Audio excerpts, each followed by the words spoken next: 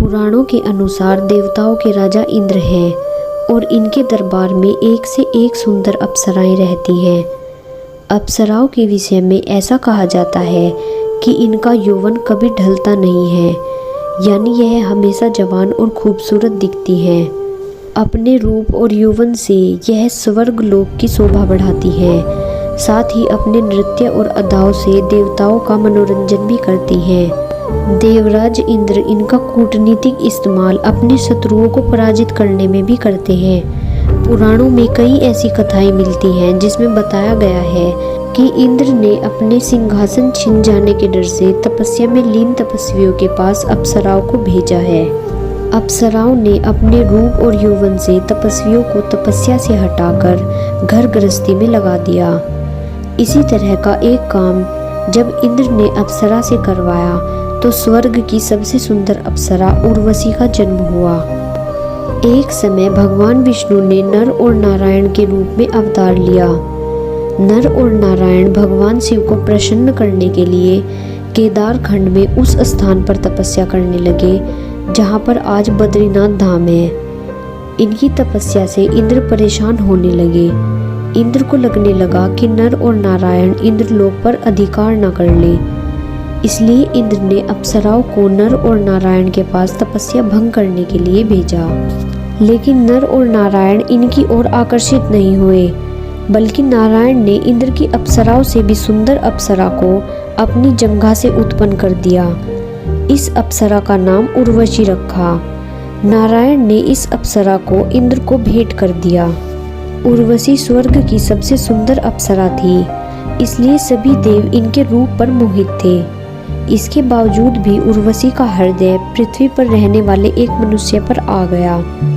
इस मनुष्य का नाम था अर्जुन। बात उस समय की है जब अर्जुन महाभारत युद्ध में विजय प्राप्त करने के लिए इंद्रलोक से दिव्यास्त्र लेने गए थे। इंद्रलोक में भ्रमण करते हुए एक बार अर्जुन और उर्वशी की नजरें मिली और उर्वशी अर्जुन को दिल दे बैठी। लेकिन अर्जुन ने उर्वशी से विवाह करने से इनकार कर दिया। इससे उर्वशी नाराज हो गई और अर्जुन को नपुंसक होने का श्राप दे दिया। एक बार इंद्र की सभा में उर्वशी नृत्य कर रही थी। उस सभा में पृथ्वी के एक राजा पुरूरवा भी आए हुए थे।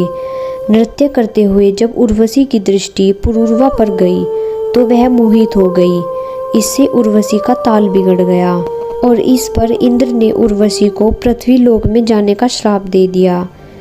इंद्र ने उर्वशी से कहा कि जब तुम पुरूरवा को नग्न देख लोगी तब यह शाप समाप्त हो जाएगा। इसके बाद वापस स्वर्ग लोक में तुम्हारा आगमन हो सकेगा। पृथ्वी पर आकर उर्वशी ने पुरूरवा से विवाह किया और इनकी 9 संतान हुई।